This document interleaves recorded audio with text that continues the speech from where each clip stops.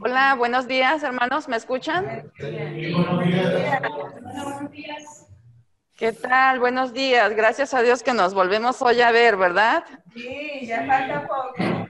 Ya casi terminamos, ya casi terminamos. 2 unidades más y ya estamos listos para seguir haciendo discípulos. Amén. Vamos entonces el día de hoy a abordar nuestra quinta unidad. Vamos a estar hablando en esta unidad. Vamos a estar hablando acerca de las herramientas del discipulado. Es lo que aborda la unidad del día de hoy. Entonces, en esta unidad vamos a tocar todas aquellas herramientas, todas aquellas cosas, podemos decir, todas las cosas que nos van a ser útiles para llevar a cabo el discipulado cristiano. Es lo que entonces estaremos tratando en este día. Otra vez me da mucho gusto saludarles y dar gracias a Dios que a través de los medios tecnológicos nos podemos ver, podemos conocernos, podemos también capacitarnos unos a otros. Estaba ahorita como que la comunicación no se estaba dando, pero gracias a Dios que ya podemos estar otra vez juntos. Y en esta mañana, ¿verdad? Entonces, quisiera recordar algunas de las cosas que estamos teniendo en nuestro plan de estudios para acreditar la materia. Parezco como perico, un poco repetitivo, pero por si a alguno se le ha pasado, se le ha olvidado, ¿verdad? Entonces, para acreditar la materia, tenemos que hacer estas 3 asignaturas o 3 tareas. Les recuerdo sus cuestionarios. Ya he estado leyendo algunos cuestionarios, algunos ya los tengo hasta la 4ª unidad y gracias a Dios por esos comentarios que son muy certeros, además muy edificantes. Algunos tienen proyectos, ¿verdad? Y les he comentado ahí que es mi oración, que el Señor les use tremendamente para llevar a cabo y consolidar esos proyectos que tienen en el ministerio que les ha dado. Entonces los cuestionarios son una de las tareas, pero también tenemos el informe de lectura. Hay 2 libros que vamos a estar entonces comentando o leyendo. Estrategia para la misión de Vicente Beira. Entonces, puede leer ese libro o el de John Oak, Discipulado y Crecimiento Integral de la Iglesia. Cualquiera de esos 2 libros, usted puede entonces tomarlos y leerlos, hacer 2 cuartillas acerca de las enseñanzas más significativas a su ministerio como discipulador del Señor. Y la otra tarea en la que vi que les falta a algunos, ¿verdad?, entrar y presentar es el examen parcial y el examen final. Y al respecto les tengo 2 noticias, ¿verdad?, acerca del examen parcial y del examen final. No sé cuál quieren que les dé la buena o la mala, 2 noticias, una buena y una mala. ¿Cuál les doy primero, la buena o la mala? Voy a comenzar con la buena, que todos pasaron con 100, y la mala es que eso es una mentira. Okay. No, algunos ya entraron, ya vi que ya tienen resuelto el examen parcial y pues están bien, hay algunas preguntas, ¿verdad?, que por una palabra pues se les fue y me la dieron por verdadero y realmente era falso. Por ejemplo, es algo que he venido diciendo, que el discipulado es un proceso formativo, no informativo. La pregunta decía informativo, ¿verdad? Y eso no es el discipulado, no consiste nada más en informar, sino es un proceso formativo. Entonces muchos ahí a lo mejor contestaron de una manera rápida, no vieron bien la palabra, ¿verdad? Y una palabra cambia totalmente. Entonces, tenemos ahí los exámenes, el examen parcial y el examen final. Favor de entrar y hacer el examen, ¿verdad? Porque son 3 asignaturas. Al no contestar una de estas asignaturas, hay un porcentaje que yo he asignado, ¿verdad?, a su evaluación le he dado un porcentaje tanto al examen parcial como al examen final. Entonces, algunos ya entraron y resolvieron. Voy a pedir que los que les falta, ¿verdad? No chequé el día de ayer por la tarde, ya no chequé, pero si a alguno le hace falta, el examen iba a estar el parcial 2 semanas nada más, ¿verdad? Creo que ayer ya se cerraba, voy a ver si va a seguir o ya se retira, dependiendo de los que ya han entrado entonces a resolver su examen. Entonces, eso es lo que tenemos para esta materia, las 3 asignaturas. Y entonces vamos a nuestra cuarta unidad. Quiero decirles que antes de venir, el día de ayer yo estaba leyendo, ¿verdad? Mi devocional que viene ahí. Yo llevo el pan diario y estaba yo leyendo basado ahí en Colosenses 3, del 12 al 17, y también en Corintios, donde dice que todo lo que hagamos, ¿verdad? Todo lo que hagamos para el Señor, lo hagamos para la gloria y honra de Él, y que todo lo hagamos con amor. Y yo estaba leyendo ahí la introducción del devocional, decía, bueno, que habían 2 amigas, y una amiga le está comentando a la otra, y le dice, ay, dice, ¿qué voy a hacer con todo esto? ¿O cómo voy a terminar con todo esto? Ella estaba hablando de sus muchas actividades que tiene, ¿verdad? Que tenía sus hijos, está atendiendo a sus hijos, también va a la universidad y da clases en la universidad, también entonces está teniendo su trabajo en la universidad, pero también está en la iglesia sirviendo, está teniendo un ministerio en la iglesia, y en la iglesia está con un grupo de discipulado y está teniendo un estudio bíblico. Y entonces ella exclamaba así, ¿qué voy a hacer con todo esto? Se pone la mano en la frente, ¿verdad? Y entonces su amiga le dice, cálmate, desestrésate, porque todo lo que hacemos, dice, todo lo que hacemos es para el Señor, y te veo que como tú estás, no estás contenta con lo que estés haciendo. Y ahí Colosenses dice que todo lo que hagamos para el Señor, ¿verdad? Todo lo que hagamos, ya sea de palabra o de hecho, debemos hacerlo con amor y debemos hacerlo para Él. Y entonces, yo no sé cuántas sean tus actividades, ¿verdad? O cuánto es lo que estés haciendo, pero lo importante es cómo lo hacemos y para quién lo hacemos. Entonces dice ahí que lo debemos hacer con amabilidad, con paciencia, con benignidad, y dice perdonándonos unos a otros, pero sobre todo, hacer todas las cosas con amor. Y entonces tú y yo estamos acá en una capacitación. Entonces esa capacitación a lo mejor llega un momento en que las tareas o esto, o tengo que atender la iglesia, tengo esto y esto, tengo a mi discípulo, y a lo mejor te encuentras un poquito, a veces tensionado por todas las actividades. Hay que detenernos un poquito y pensar, ¿verdad?, en cómo estamos haciendo las cosas, no qué tanto estoy haciendo, qué tanto, puedo estar haciendo mucho, pero tenemos que enfocarnos en cómo lo hacemos y para quién lo hacemos. Y cómo lo hacemos habla de esas cualidades con las que nos debemos dirigir cuando nos estamos relacionando a otras personas y las estamos sirviendo, ¿verdad? Y para quién lo hacemos habla de que nuestro ministerio, nuestro trabajo o todas las actividades que estamos haciendo, debemos recordar siempre que son para el Señor, ¿verdad? Y siempre dar gloria a Él. Entonces, en esta mañana quiero llevarte a que reflexiones en eso, ¿verdad? Y que pienses, ¿cómo estás haciendo todo lo que el Señor te ha dado? ¿Y para quién lo estás haciendo? ¿Lo estás haciendo para ti y llega un momento en que te cansas, o lo estás haciendo para Él? Entonces, hay que detenernos un poquito y meditar si estamos haciendo como Él quiere, ¿verdad? Con amor, por sobre todas las cosas, hacerlo, todo lo que hacemos es con amor y sabiendo que lo estamos haciendo por esa gratitud que le tenemos a Él.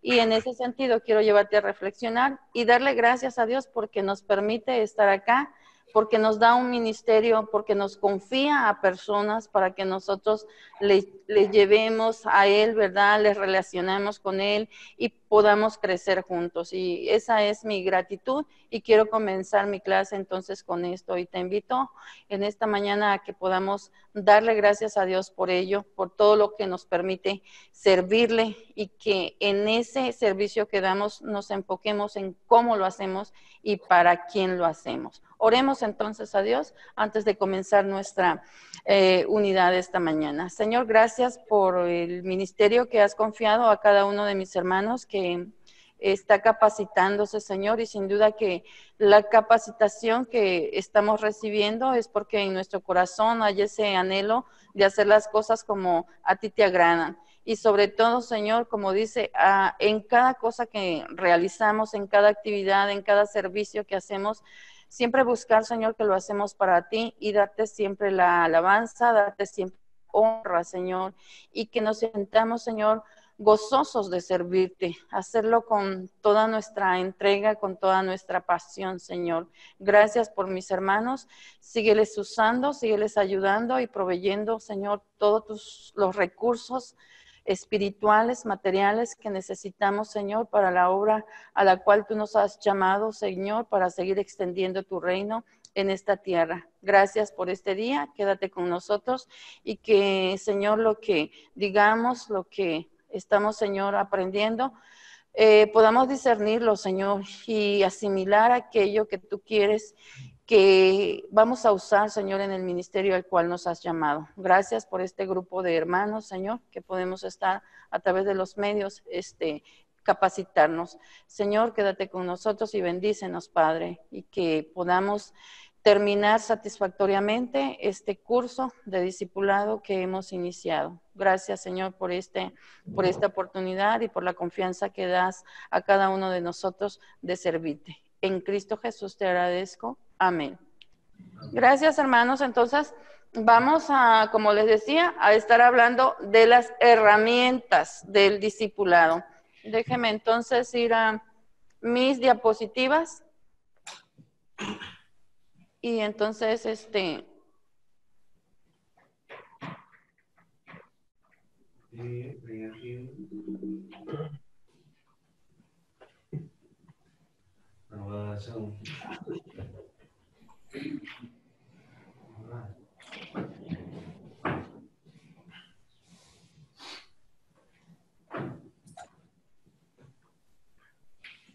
¿Cómo vamos a comenzar?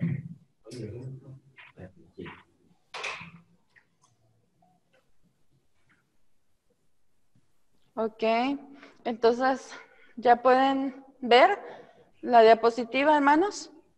Sí.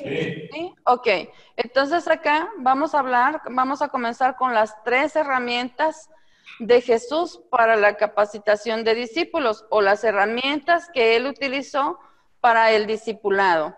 Y déjenme introducirme así, estaba una vez mi padre, ¿verdad?, contratando a un albañil.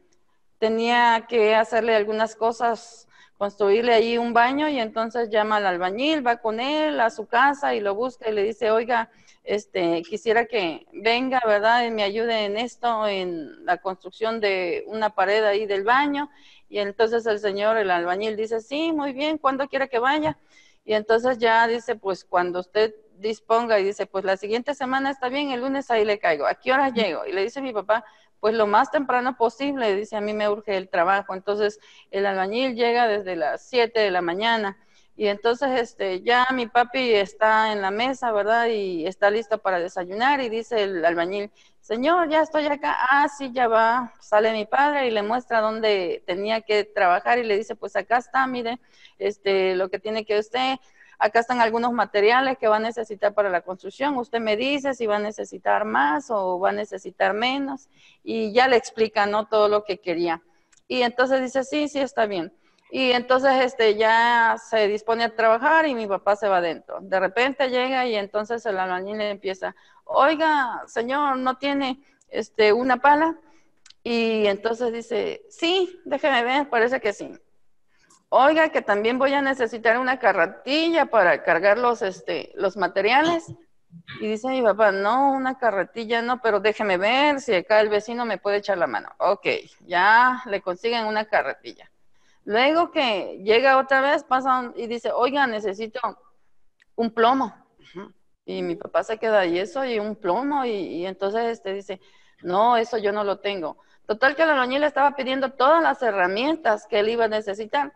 Llegó un momento en que como que mi papá ya se puso así tenso, ¿no? Un poco furioso y dice, bueno, y usted no trae ninguna herramienta. Dice, yo no tengo, dice, yo no soy albañil, dice, yo no tengo esas herramientas. Dice, le voy a pedir que para mañana, traiga su herramienta, si no, cómo va a trabajar, ¿no? Y entonces este albañil iba sin su herramienta. Y sabemos que todas las profesiones, ¿verdad? O vocaciones, como querramos llamarles, usan herramientas.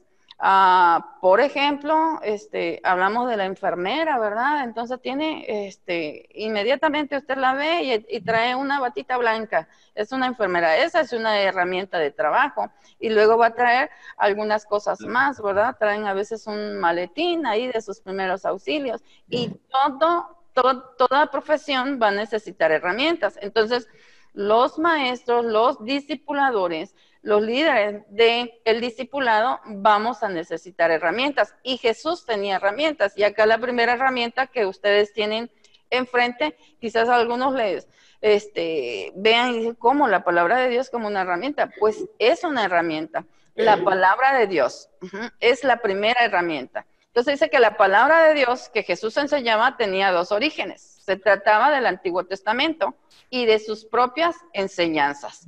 Recordemos, ¿verdad?, que en el ministerio de nuestro Señor Jesús, en la relación de Él con sus discípulos, entonces él ya tenía el Antiguo Testamento. Él siempre estaba citando el Antiguo Testamento. Tenemos muchos, en los evangelios, tenemos muchas referencias al Antiguo Testamento, especialmente, ¿verdad?, en Mateo hay demasiadas referencias en donde el Señor Jesús entonces estaba usando el Antiguo Testamento y sus propias enseñanzas. Nosotros hoy en día ya tenemos la revelación completa y suficiente acerca de las enseñanzas y los otros escritos que tenemos del Nuevo Testamento. Pero en ese tiempo, las enseñanzas de Jesús entonces eran su herramienta. Dice que Jesús era la revelación final de Dios. Eso lo tenemos entonces allí en Hebreos 1:2. Y dice, y solo en él se encontraban entonces palabras de vida. ¿Qué tenemos que hacer hoy en día entonces? Si nuestra herramienta es la palabra de Dios, yo siempre digo a los estudiantes, ya sea un pastor, ya sea un misionero, sea un maestro de escuela bíblica, un maestro de la iglesia, un líder de la iglesia, un cristiano, seguidor de Cristo, su herramienta principal, su libro de texto, entonces es las escrituras. Porque solo a través de las escrituras, entonces nosotros vamos a conocer quién es Dios. Y nosotros vamos a llegar a Dios a través de que en ella encontramos quién es Jesús. Y podemos llegar a conocer a Dios a través de nuestro Señor Jesucristo, guiados por el Espíritu Santo. Así es que nuestro libro de texto, nuestra herramienta principal y nuestra herramienta, entonces, medular, básica, esencial, es la palabra de Dios.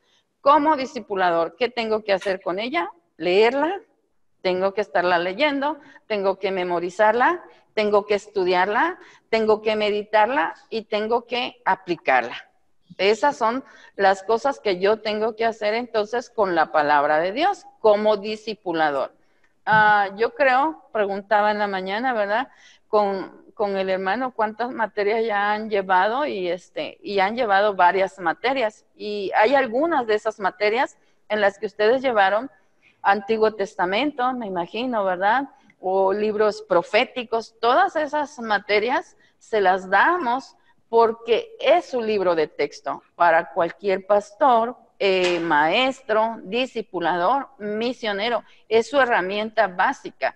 Y hoy en día podemos dar gracias a Dios porque tenemos variedad de versiones y traducciones de la Biblia. Usted puede en su dispositivo tener a la mano distintas traducciones y entonces usarlas, ¿verdad? Porque es nuestra herramienta básica. No debe de faltar en su librero, no debe de faltar en su cel, ¿verdad? En su dispositivo, la palabra de Dios, pero no es para tenerla nada más ahí, porque algunos la tenemos nada más a veces para lucir, porque uno de los problemas hoy en día que nuestras iglesias están pasando, ¿verdad? Es un analfabetismo bíblico. ¿Qué quiero decir con esto? Pues que muchas personas no estamos leyendo y no estamos estudiando o comprendiendo las escrituras. Recuerdo que un joven, ¿verdad? Iba con su mamá y la lleva a la librería y entonces le dice, mami, ¿cuál Biblia quieres que te compre? Y entonces la mami busca una Biblia y era una pequeñita, pero era de piel y color rosita y estaba muy bonita la Biblia. Y su hijo dice, mami, mira, acá hay una grande, dice, está de letra grande y se me hace que esta te va a ser útil. Y ella dice, no, esta está bien. Y le dice, oye, pero es que mira, la letra está muy pequeña, el color está encantador, dice, se ve que es de dama, pero la letra está muy pequeña, no te va a servir, no vas a poder leerla. ¿Y quién te dijo que la quiero para leer? Dice. Ajá. Entonces, hay ese analfabetismo bíblico, pero para el discipulador, que no le pase como este albañil, ¿verdad? O sea, no lleva su herramienta, y su herramienta la debe de llevar, como dice Juan, bien escudriñada, bien entonces estudiada, bien meditada. Eso es lo que dice Juan, escudriñar las escrituras, porque en ellas entonces tenéis la vida eterna.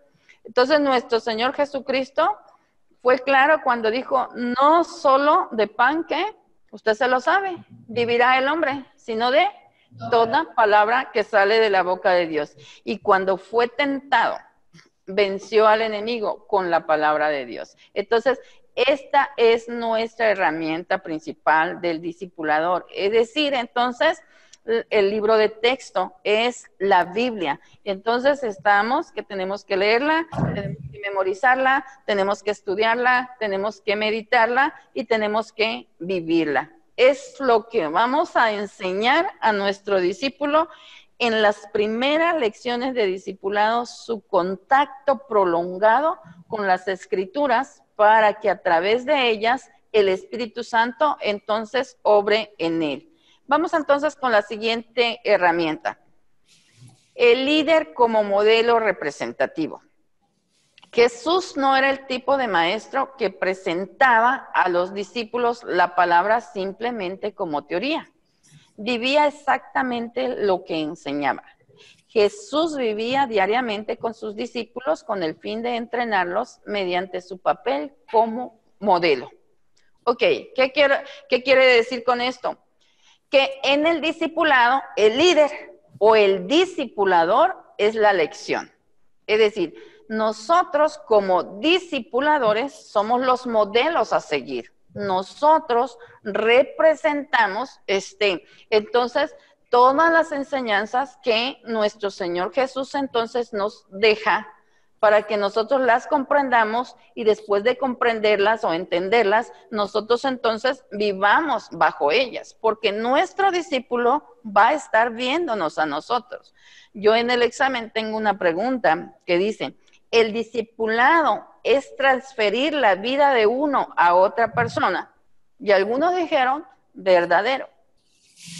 Y eso no es correcto, porque el discipulado es el proceso de transferir la vida de Cristo a otra persona, ¿verdad? Porque, por ejemplo, mis hijos se parecen mucho a mí. Yo me llamo Dora, pero yo no estoy mandada a hacer a muchas Doritas o Doritos, ¿verdad? Puede comerse los Doritos. Entonces, pero yo no estoy mandada a hacer Doritos. Yo estoy mandada a reflejar la vida de Cristo, a representar la vida de Cristo para que otras personas se parezcan a Cristo. Entonces, yo líder, soy la herramienta principal. El líder es el modelo. Y entonces su persona es bien importante. Quizás en otros aspectos, en la enseñanza, haciendo esa separación, en la enseñanza secular, el modelo del maestro no importa tanto en la enseñanza secular. Yo tuve maestros, ¿verdad? Tuve la oportunidad de estudiar y entonces tuve maestros que pues la vida privada del maestro, pues a nosotros no nos interesaba, sino el contenido, lo que él traía a clase, ¿verdad? Estaba en una ocasión mi hija estudiando la primaria y estaba toda la primaria y iba muy bien. Y cuando llega a sexto año, estaba en la escolta. Y entonces cuando ya estuvo en la escolta, tuvo la oportunidad de tener mucho contacto con el director y con la familia del director, porque pues hay que ir a escoger el uniforme y todo. Y ella se puso bien en contacto con el director y su maestra de sexto. Y ella de por sí decía, yo admiro mucho al director, mami, me gusta como el director nos habla, me gusta todas las reglas que el director daba. Era muy amable el director y entonces mi niña me decía, me encanta cómo el director nos habla y nos habla bien bonito. Y ella estaba, pues contenta con su director. Terminó su sexto año y ya se fue a la secundaria. Y un día ya en la secundaria, entonces vamos a un centro comercial acá de la ciudad y ve al director de la primaria, pero ya no lo ve con su esposa, sino que lo ve con otra persona. Y entonces yo me acuerdo que ella me agarró del brazo y mami, mira, dice, y entonces yo no daba, dice, es mi director. Y dice, pero no es su esposa. Y porque ya conocía a la esposa del director, ¿no? Cuando ella estaba en la primaria, ya estaba en secundaria ahora. Y la vemos y el director andaba con otra. Y entonces ella se puso tan triste y llegó a la casa y dice, no puede ser, mami, dice, ¿cómo ves que se me hace que ya no anda con su esposa, que ya tiene otra? Porque sí, andaba con otra y efectivamente más joven y todo, ¿no? Y entonces ella se puso tan triste y me dijo, ya no quiero, ya no lo quiero, dice, no lo soporto. Y empieza a decir, ¿por qué esto y lo otro, no? Y se le cayó esa imagen tan bonita y agradable que tenía su director por ver eso. Para ella era un modelo, el director era un modelo a seguir, hasta siempre decía, papi, háblame como el director, porque el director es tan amable para decir las cosas que no hacemos bien, pero nos las dice tan amablemente que nos gusta como nos dice las cosas, ¿verdad? Y era un modelo, pero ese aspecto de su persona, entonces lo bajó de ese pedestal donde lo tenía y lo puso por otro lado, ¿verdad? Y hasta hoy en día, pues sí, el director se divorció y anda con otra persona. Entonces, eso en la vida secular, este hombre no conocía de Dios, ¿verdad? Entonces, en la vida secular, pues es aceptable. Pero ni aún a veces, porque muchas de las personas o de los alumnos los ven como modelos. Imagínense en un discipulado, entonces, cristiano, donde Cristo debe ser reflejado, entonces, por el discipulador. Nosotros somos entonces los modelos. Y con esto no quiero decir que somos perfectos. Ya hablamos simple y sencillamente describirnos o presentarnos ante el discípulo con una vida transparente. Somos vulnerables, no somos perfectos, somos vulnerables y tenemos que ser abiertos y decirles, ¿verdad? Al discípulo, oye, fíjate que Cristo todavía está trabajando en esta área de mi vida y está haciendo todavía mucho. Y yo quiero que tú me tengas paciencia, ¿verdad? Porque yo batallo en esta área de mi vida. Y entonces, ser claros, ¿verdad? Ser claros, tampoco presentarnos como perfectos. La palabra perfecto en la Biblia habla de completo, habla de íntegro, pero también incluye mostrar esa vulnerabilidad del discipulador. Entonces, somos el modelo. Esa es la otra herramienta, tu personalidad. Tu vida, tu relación con Cristo, entonces es tu herramienta. Ya llevamos dos, el líder como modelo o el líder es la lección y entonces la palabra de Dios. Y la siguiente,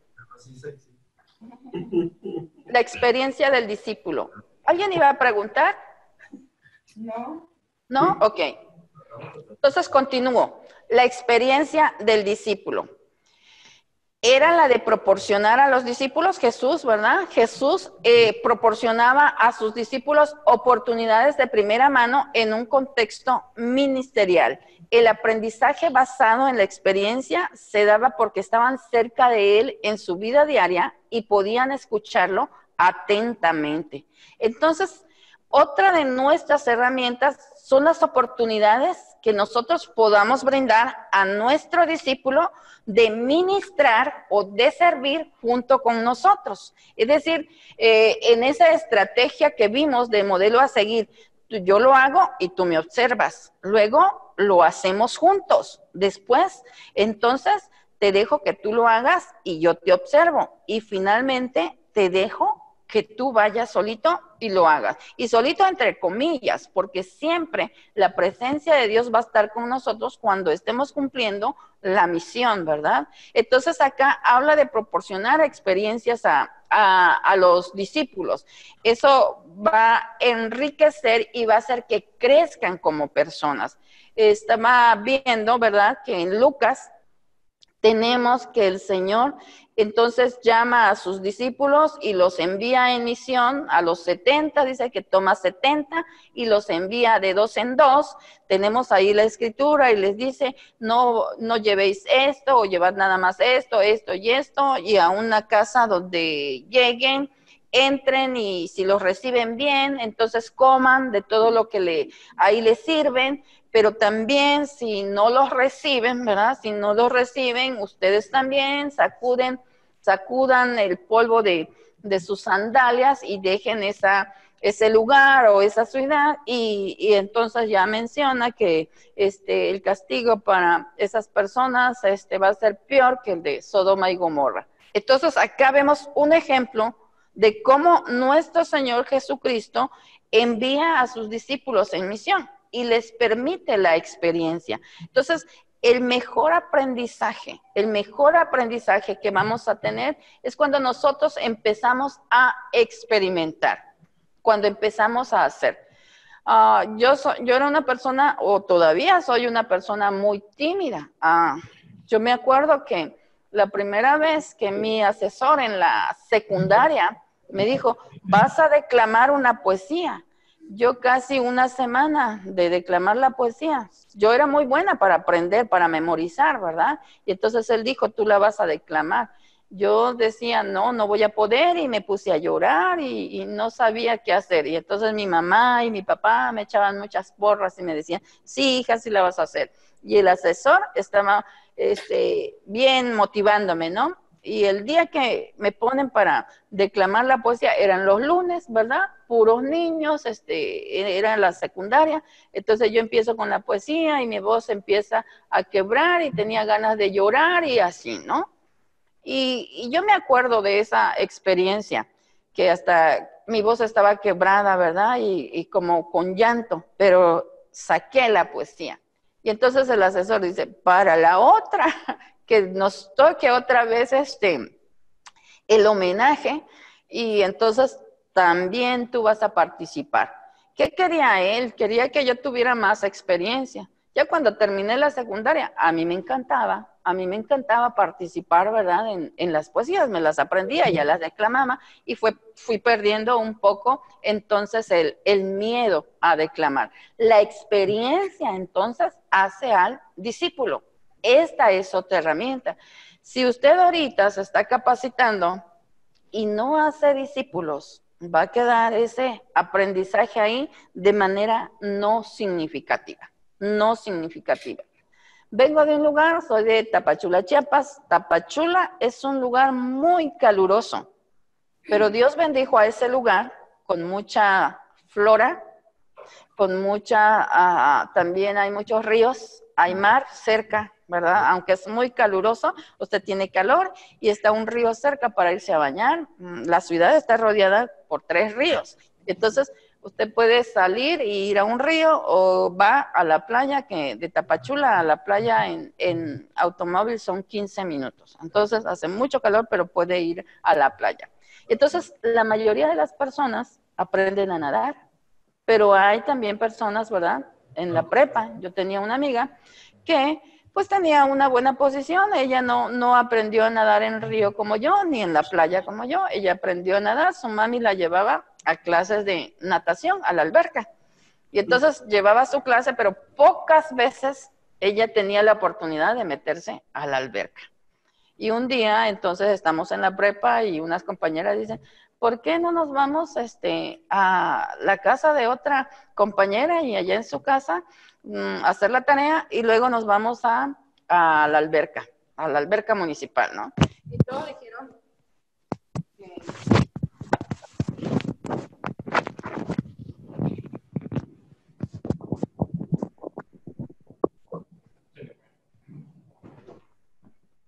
Todos dijeron que estaba muy bien. ¿Se oye? Sí. Ok. Y todos dijeron las compañeras, está muy bien. Cuando llegamos, hacemos la tarea, luego nos vamos a la alberca, ¿verdad? Y están todas en la alberca. Y esta chica que iba a clases de natación está ahí sentada y llega otra y le dice, ¿sabes nadar? Sí, estoy yendo a clases y todas dicen que saben nadar. Y entonces pasó el tiempo y ya estaba la chica que estaba en sus clases de natación, estaba parada en la orilla de la alberca y llega otra compañera y le empuja. Y entonces se va a la parte honda de la alberca y ella sí, pues sabía nadar, pero apenas estaba comenzando sus clases y casi no tenía oportunidad de meterse o de ir a la alberca y no de ir al río, porque ella decía que no quedaban cerca de su casa, ¿no? Y entonces cuando la avientan, estaba ahogándose. Y nosotros como sabía nadar, pues no la sacábamos, pero de repente yo empiezo a ver que ella empieza a patalear muy feo, entonces me aviento, ¿verdad? Pero yo, esa compañera era muy alta, estábamos en la prepa, era alta, y yo no soy muy alta, yo soy chaparrita, ¿verdad? Y antes estaba más delgada.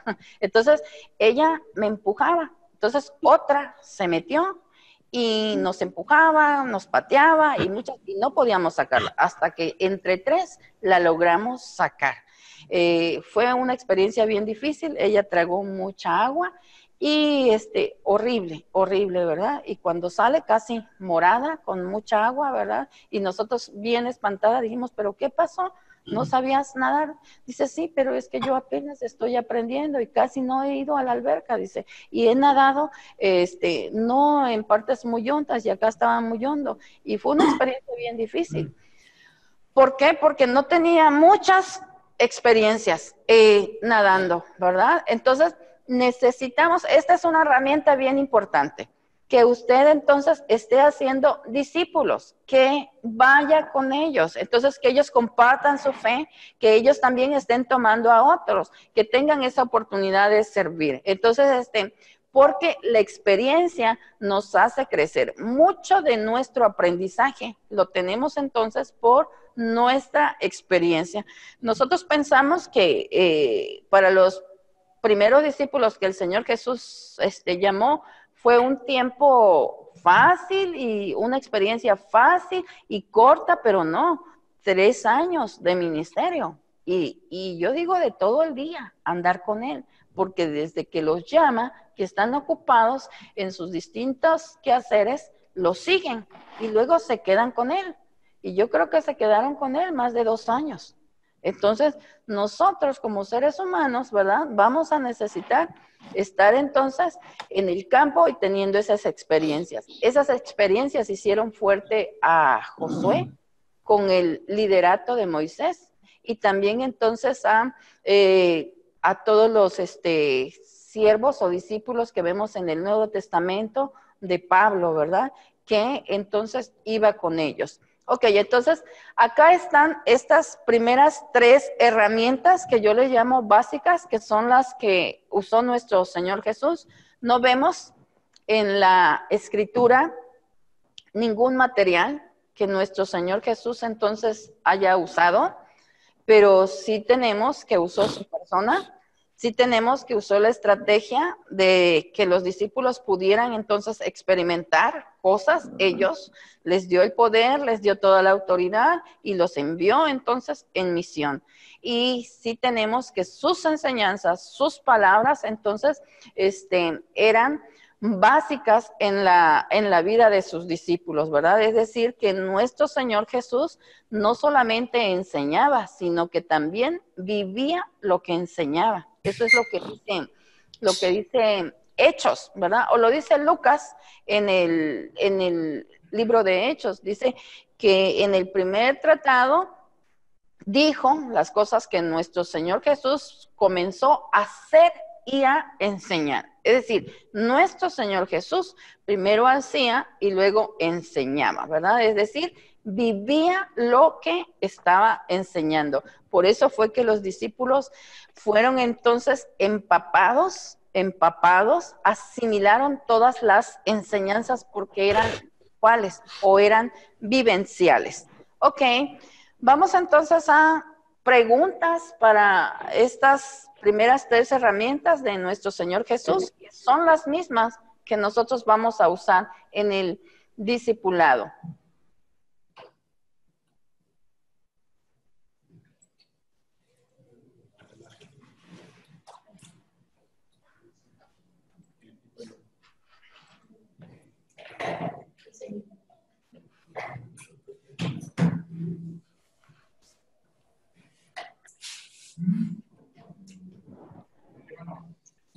No sé si se ve. No se ve, ¿verdad? ¿Hay un hermano que quiere? Ajá, sí, estoy acá.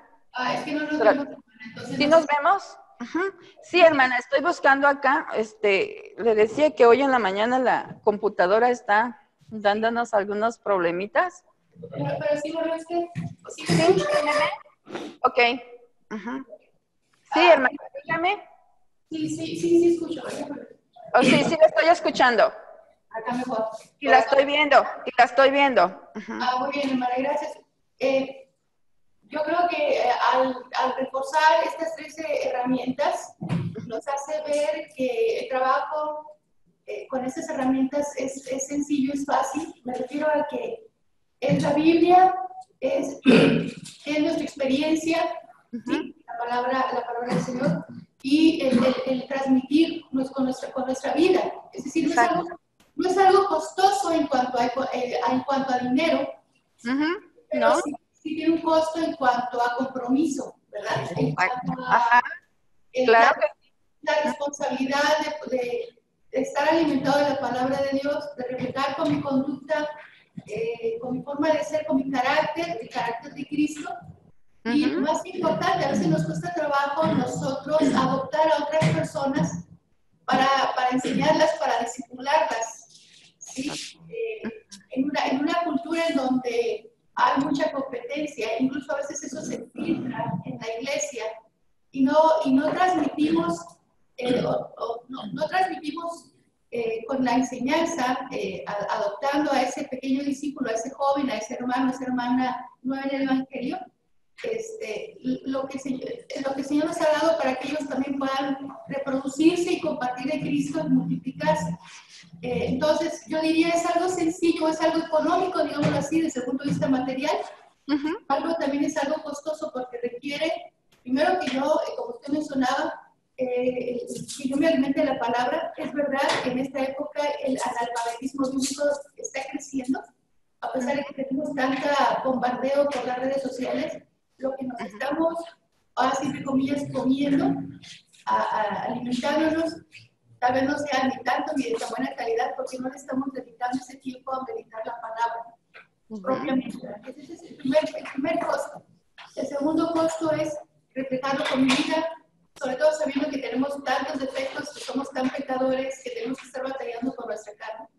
Y la tercera, ser generosos, no ser egoístas, no cerrarnos en nuestro propio mundo. A veces nos cerramos mucho en nuestros propios munditos, nada más un pequeño círculo de influencia, y ya no me expando hacia más personas, incluso hacia otras clases sociales.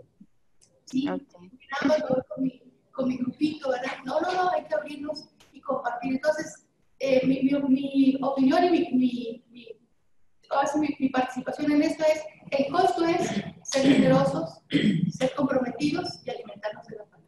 Ok. Gracias, hermana, gracias por compartirnos.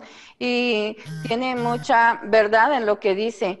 El discipulado implica un sacrificio radical de la persona, ¿verdad? Es un compromiso con el Señor. Y entonces, muchas veces ese compromiso o ese pacto que hacemos con el Señor, es ahí donde nosotros tenemos entonces que perseverar, ¿verdad? Y que entonces ser tenaces y pedir que Él, a través de su palabra, cada día, entonces nos alimente de tal manera que podamos tener esa comunión con Él y cumplir la misión que nos ha dado, ¿verdad? Porque solamente cuando somos inspirados por Él, cuando somos iluminados por Él y podemos comprender lo que Él dice en su palabra, entonces vamos a estar conectados con Él y haciendo la misión. Entonces acá están estas herramientas, gracias hermanas, no lo había visto desde esa manera que dice que resulta sencillo y sí, es cierto, o sea, en el aspecto, pues a lo mejor nosotros humanamente hablando, que no tiene mucho costo económico, ¿verdad? Pero sí implica otros costos, ¿verdad? Otros costos que a veces son esos costos que al Señor le interesan. Esos son, esa es realmente, o eso demanda la vida cristiana. Entonces, si hablamos de economía, pues somos hijos de un Dios que es rico y tiene toda la riqueza, ¿verdad? Pero necesita de nosotros otra cosa. Por ejemplo, la vida misma. Él quiere tu vida. No, yo sé que en tu vida va el dinero que Él te ha dado porque es de Él, ¿verdad? Pero el Señor demanda de nosotros nuestra vida. Entonces vamos a pasar a otra herramienta del discipulado. Recuerde que esta unidad se trata de las herramientas con las cuales entonces nosotros podemos contar. Y no quiero dejar de lado los materiales de discipulado. También son una herramienta. Hay alguna pregunta en sus cuestionarios que dice, ¿qué materiales de discipulado ha usado tu iglesia? Y entonces, muchas de nuestras iglesias cuentan con materiales de discipulado que están usando, porque hay muchas editoriales, ¿verdad?, que gracias a Dios nos están proporcionando materiales para llevar a cabo entonces el discipulado. Claro que para usar un material o seleccionar un material, hay algunos criterios para escoger el material y esos son los criterios que en esta mañana yo quiero abordar, ¿verdad? Porque los materiales son otra herramienta que como discipuladores vamos a usar, debemos tenerlos, son un auxiliar. Hemos dicho que la palabra de Dios, que entonces el líder, ¿verdad? Y la experiencia del discípulo son la base, son esencial, pero los materiales también son un auxiliar en el discipulado. Entonces acá tenemos algunas características que deben de reunir esos materiales que nosotros vamos a usar. Por ejemplo, cuando tú vas a seleccionar o seleccionaste tu esposo o tu esposa, hay algunos criterios, ¿verdad? Que tú dijiste, bueno, por lo menos esto, ¿no? Tenemos un hermano que ya tiene bastante edad, pasa de los 40 y todavía no se casa. Y tú dices, perdón, ¿no se escucha? ¿Ya? ¿Ya se escucha? Sí. Ok, gracias. Bueno, le decía que hay un hermano que ya tiene mucho tiempo que no se casa y entonces le preguntamos por qué no se casa y otro amigo de él dice, es que sus criterios, dice, son muchos. Tiene un perfil de chica bastante amplio y nadie lo llena. Ok, para escoger materiales de discipulado también hay unos criterios, hay unas características, ¿verdad? Que tenemos que tomarlas en cuenta porque son materiales que van a instruir, que van a ayudar en el crecimiento del discípulo. Entonces, lo primero, está vivo el evangelio. ¿A qué se refiere esto? En primer lugar, el evangelio tiene que estar vivo. El punto más fuerte en sus materiales de enseñanza es el poder del evangelio. ¿Qué pasa?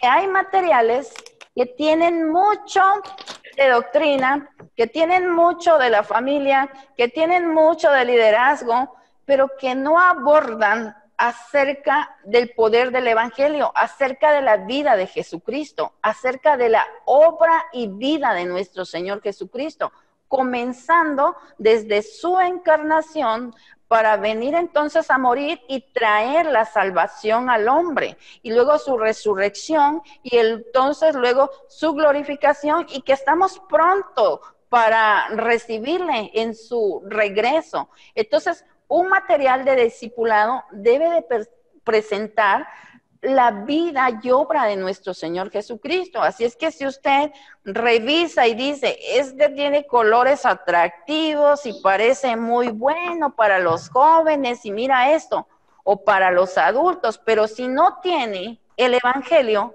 si no presenta las buenas nuevas de salvación y con ello a la persona de nuestro Señor Jesucristo, entonces descártenlo. Descártenlo, porque discipulado es eso, que la persona conozca a nuestro Señor Jesucristo, no solamente lo conozca, sino que todas sus enseñanzas puedan ser entonces encarnadas en la vida de él. Entonces, en la vida del discípulo, ¿verdad? Entonces, si el discipulado no me presenta a Jesucristo, entonces no me ayuda mucho. Otro aspecto que voy a considerar cuando yo esté eligiendo esta herramienta, que son los materiales, dice, si el contenido es sistemático y equilibrado el contenido. ¿A qué se refiere esto? Dice que una segunda cualidad que deben tener los materiales de enseñanza es que el contenido de esos materiales tiene que estar bien organizado en forma sistemática. El contenido sistemático es importante porque si no tenemos cuidado de los materiales, que los materiales tengan un buen contenido sistemático, entonces va a estar desbalanceado. De eso se trata. ¿A qué se refiere sistemático?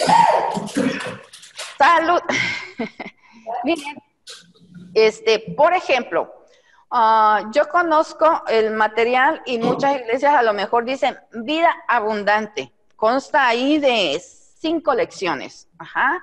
Está mi crecimiento en Cristo, 8 lecciones para los primeros que empiezan a caminar con el Señor Jesús. Y está muy bien, presenta el Evangelio, está muy bien, pero después que terminamos esas 8 lecciones o terminamos las 5 de vida abundante, ¿qué sigue? ¿Hay otra etapa? ¿Qué sigue? Pues ya no tenemos otro que le dé continuidad. Tenemos que recurrir a otro material. Entonces, hay discipulados que ya vienen por etapas, así como lo hemos visto. Sabemos que todos somos discípulos del Señor Jesús, pero estamos en distintas etapas. Entonces, debemos de buscar un discipulado que sea sistemático. Por ejemplo, yo he llevado en nuestra iglesia, en otra iglesia que estábamos sembrando, cuando llegamos al seminario, conocíamos los materiales del hermano Red Warren, el primero que se llama compromiso a la membresía, es la primera etapa. Luego viene otra etapa que dice compromiso a la madurez. Luego otra etapa que le llama compromiso al ministerio. Y la última, compromiso a la misión. Es un material bastante sistemático, de tal manera que desde que comienzo, primero me afirmo en la iglesia, después maduro con las disciplinas espirituales, después los dones, por compromiso al ministerio, en donde voy a servir, y después entonces crezco para ya cumplir la misión. Entonces es un material equilibrado. Por ejemplo, yo he llevado y me encanta, ¿verdad? Me encanta el material de Blackaby, mi experiencia con Dios. Lo llevamos acá en el seminario con nuestros alumnos y yo lo he dado en algunas iglesias acá. Pero ¿con quién doy ese material? Con hermanos que ya han vivido una experiencia con el Señor, no con los nuevos que apenas están naciendo. La desventaja de ese material es muy bueno y yo lo he dado y lo uso, ¿verdad? La desventaja es que es para hermanos o discípulos experimentados en la fe, no para los que comienzan, sino para aquellos que ya han sido experimentados. ¿Qué pasa? Que no es tan sistemático. Bueno, y esta característica también dice que debe de contener, ¿verdad? Que el contenido debe de ser balanceado. Es decir, que debe contener todas las enseñanzas que Jesús entonces nos dejó, de tal manera que no le falte algo que ponga al discípulo en una situación de desnutrición, ¿verdad? Por ejemplo, yo lo comparo así, Cuando estamos alimentando a nuestros hijos, tenemos que darles el plato del buen comer, es decir, de todo. A ellos no les gustarán mucho las verduras, ¿verdad? Pero usted tiene que poner ahí el brócoli, porque no es si le gusta o no le gusta. Habrán enseñanzas de nuestro Señor Jesús que a nuestros discípulos no les van a gustar, pero tienen que estar ahí, tienen que ser confrontados con ellas. Entonces, el contenido de los materiales de discipulado debe ser balanceado, es decir, que presente todos los temas, todas las enseñanzas de nuestro Señor Jesús, ¿verdad? De tal manera que Él se pueda nutrir bien y conocerlo bien. Entonces, hablamos de estas características, entonces deben estar presentes. Vamos a otras más. Ok, se enfatiza la aplicación de la palabra. La tercera cualidad de los materiales buenos es que deben enfatizar la aplicación práctica de la palabra. Les dije de un material, yo llevé este material, sígueme 1, sígueme 2 y sígueme 3.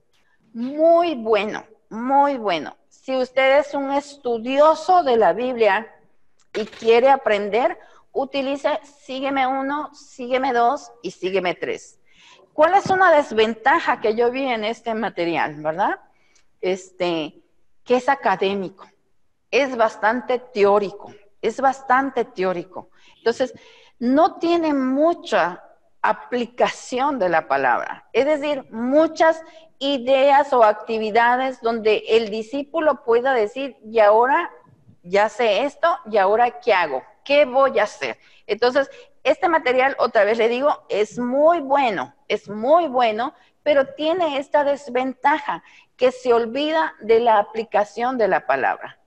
Y yo siempre digo, cuando estemos delante de nuestro Señor Jesucristo, Él no nos va a preguntar cuánto sabes de mí, sino cuánto te pareces a mí, cuánto vives de lo que yo viví, ¿verdad? Entonces, porque el discipulado entonces es parecerse a nuestro Señor Jesucristo, reflejar cada día más la imagen de ese varón perfecto. Pero cuando tenemos un material que no enfoca la vivencia, que no enfoca la aplicación, es decir, no hay esa transferencia de aprendizaje, sino que es bastante teórico, entonces estamos fallando en ese aspecto. Y recuerde que el discipulado se contagia, se vive, ¿verdad? Más que se enseña. Usted puede conocer mucho de la Biblia, pero vivir poco de la Biblia, ¿verdad? Y muchas veces tenemos pasajes ahí que dicen, ¿verdad? Que el mucho conocimiento que hace, envanece. Y eso es un peligro, ¿verdad? Ese es un peligro. Era lo que también está diciendo Santiago, que es una carta muy práctica, muy práctica, ¿verdad? Bueno, tú le puedes decir al hermanito que te vaya bien, que Dios te bendiga, que Dios te caliente, pero si no haces, Santiago está hablando a una fe en acción. Entonces, nuestros materiales usted debe de revisar, ¿verdad? Discipulador, pastor debe de revisar esto, porque dice, no, pues es que los hermanos saben mucho, y mientras más sepan, más van a demandar, y se van a sentir más orgullosos del conocimiento que se tiene de la Biblia. Pero no es cuánto sabes, sino cuánto también vives de eso que sabes, ¿verdad? Para no caer en ese extremo de ser nada más intelectual, ¿verdad? La Biblia no nos ha sido dada nada más para conocerla, sino para vivirla, porque nos lleva entonces a relacionarnos con nuestro Señor Jesús. Entonces, es bien importante que los materiales puedan traer a enseñarnos una enseñanza sí teórica. Yo voy por un 50 y 50, porque tampoco puedo decir nada de teoría, no, porque primero tienes que conocer para después entonces vivir. Entonces, 50 y 50 deben ser balanceados en eso, teórico, práctico. Entonces por eso yo decía, para ser discípulo hay que ser discípulo. Entonces yo he pasado por la revisión de esos materiales, los he tenido que qué hacer para decir, este sí me gusta y este no, porque no llena esos requisitos, ¿verdad? Luego tenemos la importancia de la doctrina. Terminando esta sección, entonces ya daré chance o daré oportunidad para que usted pueda preguntar. La importancia de la doctrina es otra característica de los materiales y esto es muy básico. Dice, un cuarto elemento para materiales de buena calidad es que apoyen la estructura de la doctrina. Generalmente, una iglesia local está afiliada a una denominación determinada, de modo que está obligada a tener una doctrina que concuerde con el trasfondo teológico denominacional. Es decir, hermanos, ustedes no pueden tener en su, como herramienta, materiales de discipulado que cuando presente sus lecciones y vea su contenido, están favoreciendo otras doctrinas que no son primeramente bíblicas y muchas veces que no concuerdan con nuestra doctrina, ¿verdad? Nuestra doctrina denominacional. Es decir, y este es un problema en el que nos hemos visto, muchas iglesias carecen y tienen este problema, han sido divididas y el pastor a veces no se da cuenta de lo que está pasando, pero porque era lo que yo les comentaba, que muchas veces los pastores, que son a veces los que están más adentrados, más capacitados, ¿verdad? Y conocen más sus doctrinas porque a veces son los que han venido a un seminario, se han preparado y conocen su doctrina, entonces delegan esta tarea de escoger los materiales de discipulado a otras personas que desconocen y a veces estas personas, ¿verdad?, aunque sea un educador o un hermano líder de la iglesia, desconoce muchas veces la doctrina y escoge los materiales, como ya les decía, a lo mejor está a buen costo, a lo mejor tiene una carátula, una portada que le encantó y a lo mejor dijo, pues nada más son 2, porque acá hay uno que son 4 manuales y a qué horas terminamos los 4 manuales y esto está muy bonito, le gusta y lo escoge.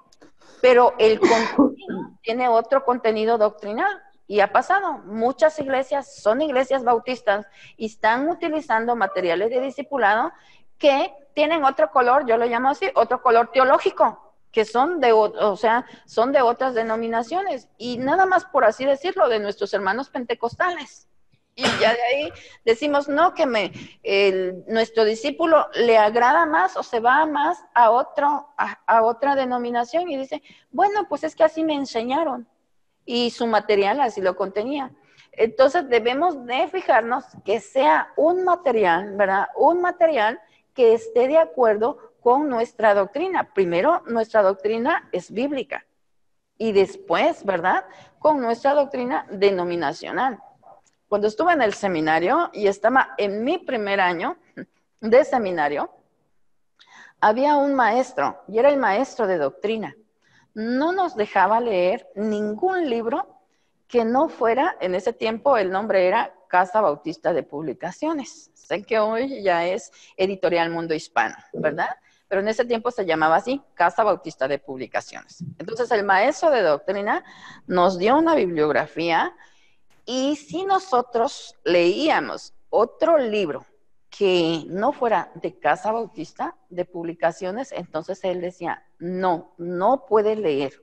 Necesita conocer más, profundizar más para que ya pueda leer y ya tenga ese criterio para entonces saber discernir de ese libro qué es lo que está bien y qué es lo que no está bien, ¿verdad? Entonces, nuestros materiales que estamos usando debe de revisar que estén de acuerdo a la doctrina entonces que nosotros profesamos. Y yo quiero decirles que nací en una iglesia bautista y después me casé con un pastor que es bautista y después fui a un seminario que es bautista y ahora sirvo como maestra en un seminario que también es bautista. Pero no soy bautista por eso. Soy bautista porque me he convencido que los bautistas tenemos una doctrina que es bastante bíblica. Y tenemos una doctrina sana porque es una doctrina que sana vidas. Por eso entonces, yo le recomiendo que busque materiales, ¿verdad?, de Casa Bautista de Publicaciones o ahorita Editorial Mundo Hispano. Han sido revisadas, ¿verdad? Han sido editadas, ¿verdad? Esos materiales muchas veces han sido editados por varios entonces hermanos capacitados, ¿verdad? Y van a tener el mismo color teológico que nosotros profesamos, ¿verdad? Como bautistas, ¿verdad? Entonces, yo les sugiero eso. Y si va a utilizar otro material de otra editorial, que también usted puede hacerlo y está en toda la libertad. Yo únicamente lo que le recomiendo es que revise que el contenido de la doctrina que está presentando ese material sea de acuerdo, ¿verdad?, a la doctrina o a las enseñanzas de la Escritura.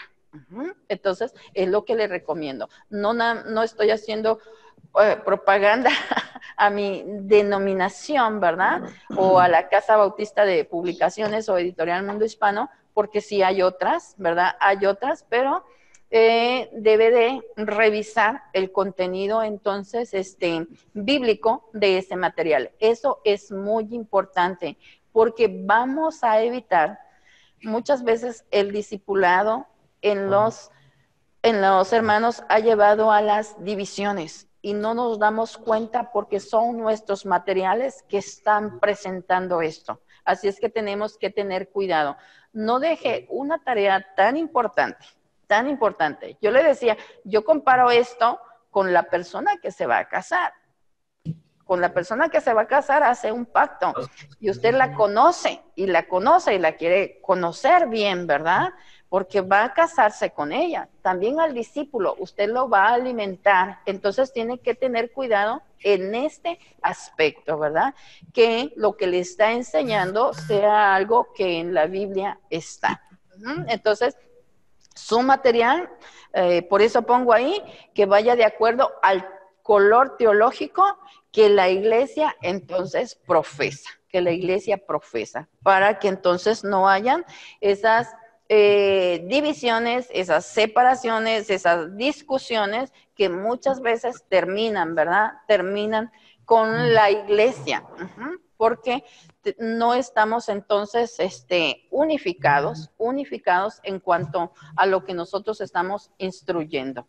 Y a veces los mismos discipuladores se sorprenden porque alguien más les escogió el material o alguien más les dijo, ¿verdad? Y se sorprende y dice, oye, parece que esta enseñanza, pero esto no es lo que creo. Híjole, y ya, pero ya que lo está llevando a la práctica o que ya que llegó a esa lección. Entonces, tiene que dar importancia a este aspecto, a la doctrina que el material entonces profesa. Vamos con lo siguiente. Que el material también entonces debe reflejar la filosofía del ministerio pastoral. Yo les decía que muchos materiales de discipulados se conforman o dicen, bueno, ya se bautizó y ya es miembro de una iglesia, entonces hasta ahí.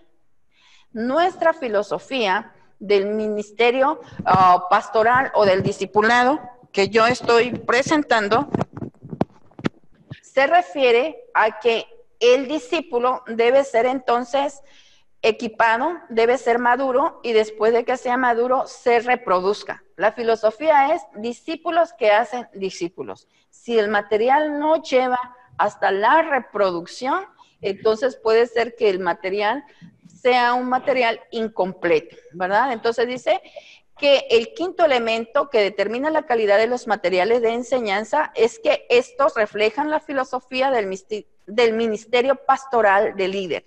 La misma posición de los pastores de la iglesia local, los pastores por consiguiente tienen la responsabilidad de enseñarles e inculcarles a los discípulos su filosofía. Entonces, la iglesia es una iglesia misional, y cuando digo una iglesia misional, es aquella iglesia que está dispuesta, que está comprometida, que ha pactado con Dios de llevar a cabo la gran comisión, ¿verdad? Y la gran comisión consiste en eso, hacer discípulos. Desde la preevangelización, evangelización, discipulado, capacitación para el ministerio y la reproducción, ¿ok? Entonces, esta es otra de las características que deben de llenar los materiales. Y por último, es un método inductivo.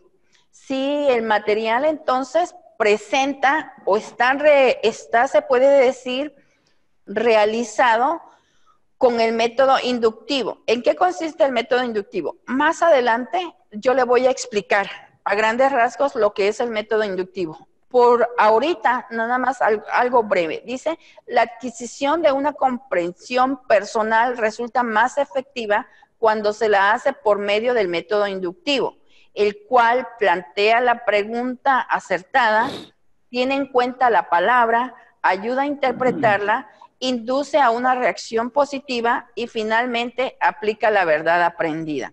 ¿En qué consiste el método inductivo? En que el discípulo va directamente a la escritura y él por sí mismo descubre lo que la escritura dice. En eso consiste el método inductivo. Le digo que más adelante se lo voy a explicar de manera un poquito más profunda. Entonces, por el momento consiste en eso. El método deductivo, que muchos materiales vienen así, consisten en que predeterminadamente le dicen al discípulo lo que debe de creer y lo que debe de aprender. El método inductivo lleva al discípulo a leer la Biblia y encontrar en la Biblia las enseñanzas. Es decir, un método inductivo siempre te va a poner en contacto con la escritura.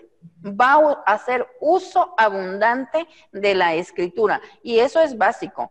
Porque recuerde que nosotros somos transformados, que crecemos en nuestra fe cuando nosotros estamos en contacto con la escritura. Dice que la fe viene por el oír la palabra de Dios. Entonces, cuando nosotros estamos en contacto y leemos la escritura, entonces el Espíritu Santo la usa y nos va redarguyendo, nos va enseñando, nos va instruyendo, de tal manera que nosotros entonces vamos cambiando nuestra personalidad, nuestro carácter, a través de dejarnos entonces moldear por el Espíritu Santo. Entonces, el método inductivo es el que deben usted fijarse que estos materiales estén realizados así. Entonces, estas son algunas características, ¿verdad? Que deben contener los materiales que la iglesia está usando. No pase desapercibido esto. Para mí esto es bien importante porque muchas iglesias no le dan importancia a eso.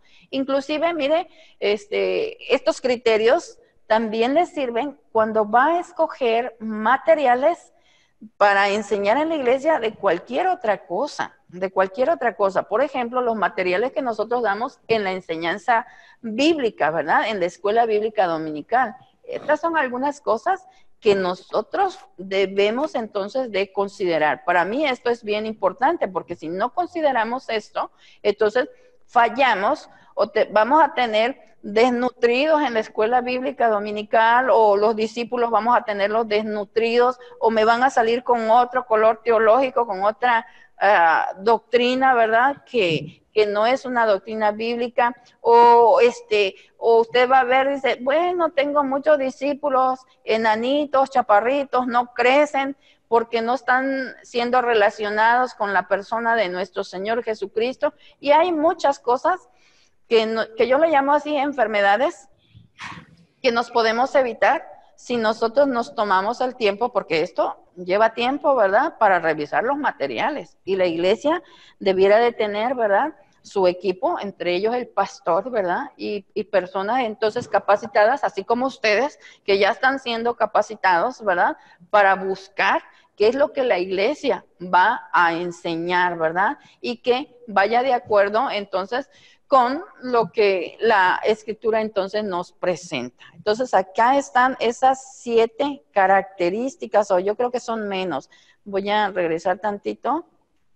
Ok, entonces ya quiero ir con ustedes. Si tienen alguna pregunta o comentario, entonces, pues es ahora allí el tiempo, ¿verdad?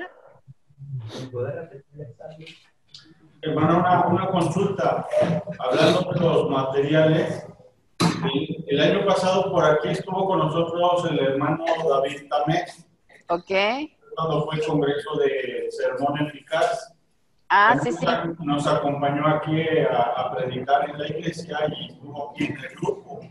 Ah, sí, hermano. Tuve la oportunidad de platicar con él sobre materiales. Él nos decía que el seminario está ya iniciando un proyecto para editar materiales, entiendo, de discipulado. Ajá, ok. De hecho, traía un ejemplar del primero que ya editaron y ya está publicado. Si mal no recuerdo, se llama Liderazgo Eficaz. Liderazgo Eficaz. Pero nos decía que iban a hacer una serie de como de 10 libros, todos relacionados al discipulado. ¿Usted sabe algo al respecto sobre ese material? Ok.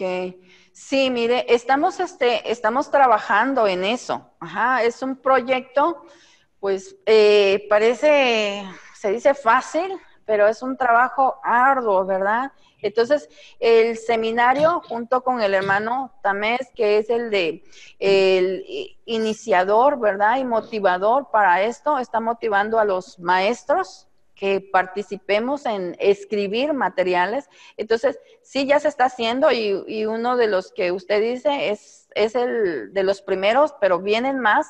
Pero es un trabajo, entonces, como yo le digo, arduo, pero estamos trabajando en ello para que nuestras iglesias entonces puedan tener también materiales, ¿verdad? Y podamos entonces suplir esa necesidad que muchas iglesias tienen, ¿verdad? Porque creo yo que en cuanto a nuestra literatura, a escribir, no solamente materiales de discipulado, sino de cualquier otra índole, ¿verdad? Sobre todo los materiales de doctrina, ¿verdad? Los libros de doctrina, los libros de otros temas. Casi la mayoría de lo que nosotros usamos, ¿verdad? Nosotros estamos usando materiales de muchas veces de hermanos del extranjero, más usamos de hermanos americanos, ¿verdad? Que han escrito. Y una de las iniciativas del hermano, y precisamente por eso la capacitación, nos capacitó terminamos en el 2018, la mayoría de la facultad acá terminó lo que fue la maestría en plantación de iglesias, con énfasis en plantación de iglesias, y una de las iniciativas es que escribiéramos, todos hicimos nuestra tesis, ¿verdad? Yo tuve la oportunidad de, como les decía, de escribir sobre el discipulado, el modelo de Jesús como una estrategia fundamental para la reproducción de discípulos, y el hermano entonces ha promovido mucho esa iniciativa de escribir, y entre ello está lo que usted está preguntando, ¿verdad? De que escribamos para que podamos proveer a las iglesias, no solamente en cuestiones de liderazgo o discipulado, sino en otras áreas donde la iglesia entonces a veces está careciendo, ¿verdad? Y quiero decirle que el hermano ha estado trabajando duro en eso y nos ha estado motivando, y quizás más adelante ya las iglesias podrán tener algo de esto, ¿verdad? Y eso es lo que podría decirle en este momento, pero también puede comunicarse con él y decirle cómo vamos, ¿verdad? En relación, porque hay personas que están dedicadas, ¿verdad? Más dedicadas a eso. Yo estoy dedicada en el área de hacer los materiales, pero lo que es en el área de, entonces, discipulado o de educación, que es el área que en el seminario me compete, ¿verdad? Con la que he colaborado.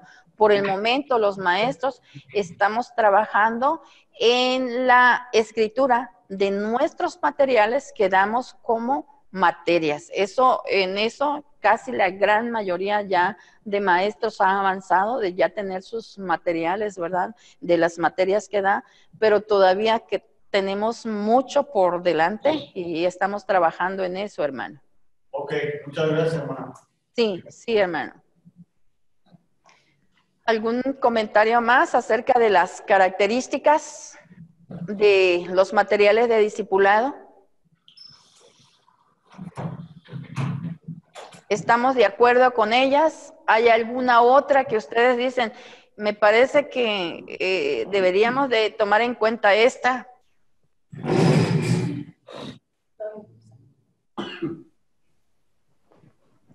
¿Todo bien? Sí, Ok, ok. En mi caso, faltó una que no agregué, pero que quiero comentarla, que la he escuchado de muchas, en muchas iglesias, ¿verdad? Y me dicen el costo de los materiales. Muchas iglesias, esta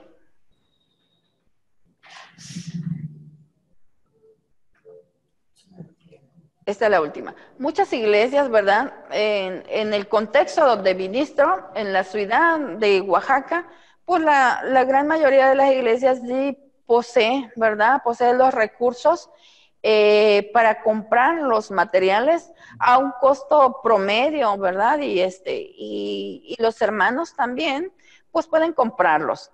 Pero a veces me ha tocado, y muchos de nuestros estudiantes van, hermanos, y ministran en los campos, a veces son campos rurales, campos étnicos también, donde son etnias, ¿verdad?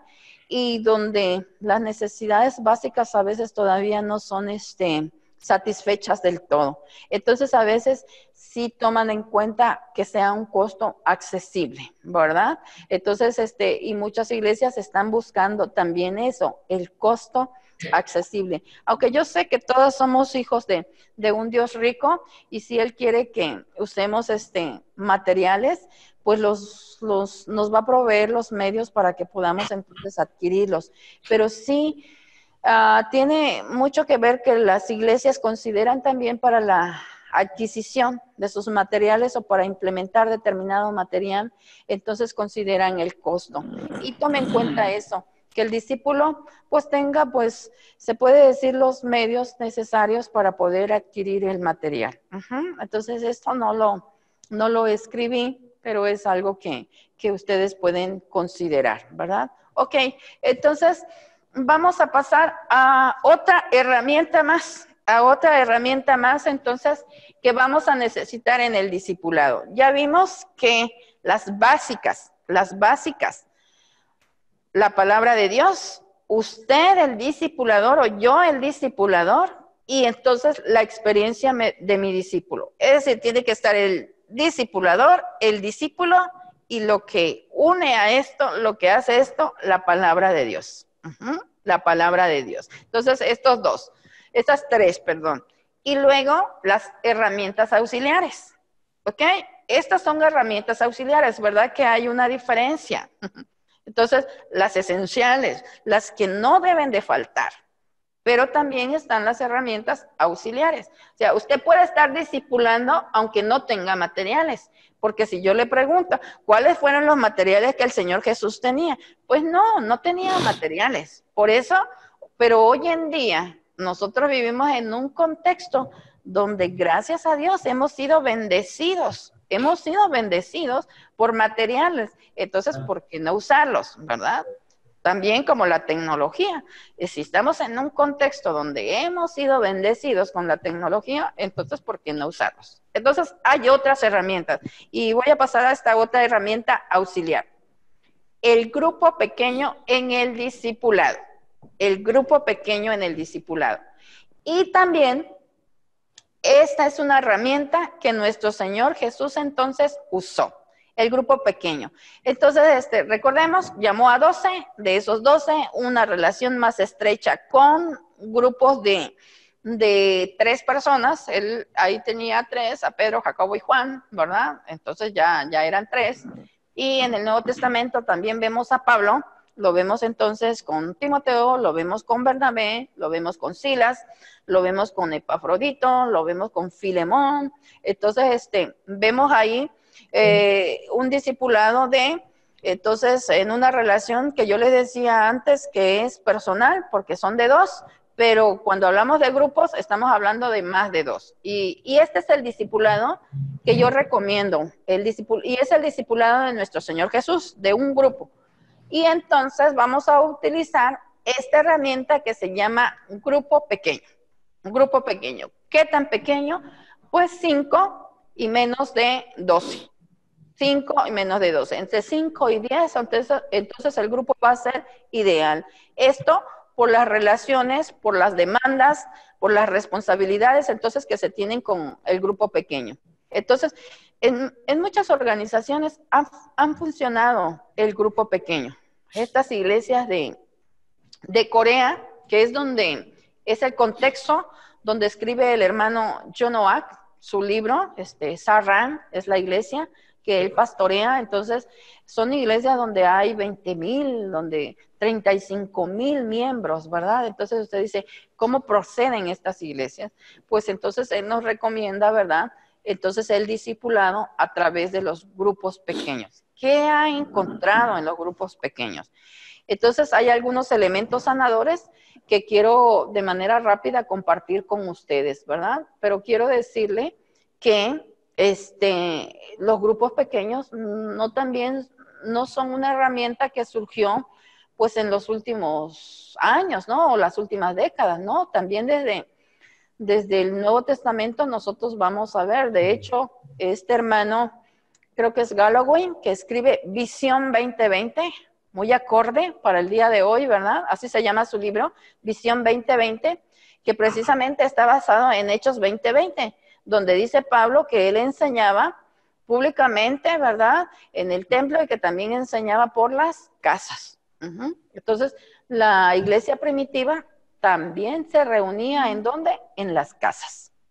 En Hechos 2, 42 al 47, vamos a ver que la iglesia primitiva, entonces, todos los días por las casas. Entonces, estaba reuniendo. Entonces, los grupos pequeños no son una idea de hoy o no son una herramienta de hoy, pero son una herramienta viable, principalmente en las iglesias que han crecido mucho y que tienen que llevar el discipulado. Y hay algo que nos ayuda. Hay un hermano que ha trabajado, ¿verdad?, con grupos pequeños.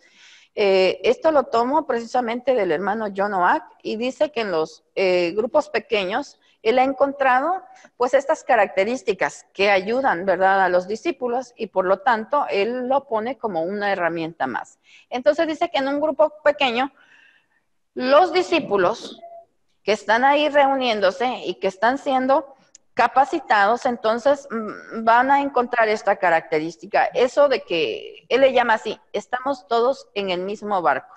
Yo le puse así, compartir con los miembros. Es mucho más fácil compartir nuestras ideas, nuestras opiniones en un grupo pequeño que en una colectividad. Entonces, muchas veces en una colectividad no se da esto, ¿verdad? El maestro enseña o el pastor enseña, y muchas veces la colectividad tiende a escuchar. Pero en un grupo pequeño hay esta oportunidad. Dice que una característica de los grupos pequeños es que es más fácil abrirse allí que en otras formas de agrupación. Esto es algo que han utilizado los grupos de Alcohólicos Anónimos o otros grupos, ¿verdad? Entonces, es esta característica que los miembros pueden abrirse ahí y compartir. Otra característica que ayuda en el discipulado, y recuerden que el discipulado, formación de carácter, cuando tú compartes, pero también dice, todos ustedes son mis maestros. Aprender de otros, aprender de otros. Entonces, dice, uno aprende con mayor precisión sobre sí mismo a través de otras personas. Entonces, en un grupo pequeño, nosotros vamos a aprender de otras personas y de todas las personas, no solamente entonces del líder, sino de todos los que llegan, porque todos abren y todos dicen, oye, fíjate que yo estoy batallando con esto, y a mí me pasa esto. Entonces, pues va a decir la otra persona, mira, yo hice esto y a mí me funcionó, y entonces está siendo mi maestro. No solamente entonces el discipulador, el líder, sino con las personas con las que está conviviendo, entonces va a aprender, porque todas entonces son sus maestros. Esto ayuda mucho. Fíjese que yo, antes de venir al seminario Lacey, llegué al seminario Lacey en el 2001, pero estudié en el seminario de Lomas junto con mi esposo, y al salir del seminario de Lomas, entonces fuimos a una iglesia. No era una iglesia, sino que era una misión de allí de la iglesia de Zarco. En aquel tiempo era, pues todavía estaba ahí como la primera, ¿verdad? Entonces fuimos a una misión y nosotros trabajamos con grupos pequeños. ¿Por qué trabajamos con grupos pequeños? El lugar donde nosotros nos reuníamos, que tenía en ese tiempo la iglesia, pues era un lugar pequeño, y cuando nosotros visitábamos a las personas, habían vecindades. Entonces, en esas vecindades, porque estuvimos en una zona Valle Dorado, pero de Naucalpan, ¿verdad? Se llamaba, la iglesia hoy está allí, se llama La Resurrección, San José de los Leones, ahí, pero es una zona donde habían muchas vecindades. Entonces nosotros decidimos trabajar con grupos pequeños por el lugar, mucha gente, y dijimos, no, acá en la vecindad hay mucha gente para entonces llevar a Cristo. Y llegamos, teníamos una hermana que trabajaba, ¿verdad?, en una fábrica, y ahí vivía en un cuarto de esa vecindad, y ella estuvo muy dispuesta a abrirnos su hogar, su cuarto, y nosotros llegamos ahí con mi esposo. Y quiero decirles que en menos de 3 meses llenamos ese cuarto. Casi en la vecindad habían como 10 cuartos, y de esos 10 cuartos, por lo menos 8 personas se integraron a ese grupo que abrimos ahí con ella. Ella estaba empezando, recién convertida a Cristo, y jaló a muchos otros. Y como en 6 meses, ¿verdad?, ese grupo creció. Comenzamos nada más, éramos ella, ¿verdad?, su esposo y sus 3 hijos, y mi esposo y yo con una hija que en ese tiempo teníamos, éramos bien pocos. Y me acuerdo que llegamos a ser como 20 en ese grupo. Y multiplicamos, y la gente llegaba. A mí me sorprendió, y Dios utilizó eso para bendecirnos. Y nosotros llegamos a esa congregación, era misión, estaba empezando, y en menos de 2 años, hermanos, se organizó en iglesia, porque la recibimos más o menos con 25, y cuando ya nos íbamos a organizar en iglesia, nos organizamos casi con 60 hermanos, y en menos de 2 años. ¿Qué fue lo que usamos? Esta herramienta, porque es una herramienta que tenemos ahí, ¿verdad? Lo de los grupos pequeños. Como esta hermana, ella trabajaba en una fábrica, no me acuerdo de qué hacía en la fábrica, y su esposo trabajaba en el carro de la basura, recogiendo ahí la basura, pero como tenía, o sea, a sus amigos de la vecindad, y llegaba y nos presentó a nosotros, y a mí me sorprendió cómo el Señor nos llevó gente, cómo el Señor llamó personas para que le recibieran, y yo todavía me acuerdo, el día que nos estábamos organizando, mi esposo estaba bautizando más o menos a 15 hermanos que estaban dando ese paso de integrarse a la membresía, y venían otros, ¿verdad?, que estaban en los grupos pequeños. Entonces, hoy en día yo no estoy trabajando con grupos pequeños, pero he trabajado con grupos pequeños, y cuando yo leo estas características, ya sé lo que es, porque lo he vivido. Pero miren, estas herramientas, por eso son herramientas. Una herramienta, siempre le digo a mis hijos, allá hay un cuchillo, allá hay un machete. Una herramienta es una herramienta. Un cuchillo te puede ayudar muchísimo para que limes o cortes la fruta o la verdura, eso le digo a mis hijos, pero ese cuchillo también te puede ayudar para que le quites la cabeza a tu hermano o a tu hermana. Depende cómo quieras usar esa herramienta y en qué contexto la vas a usar también.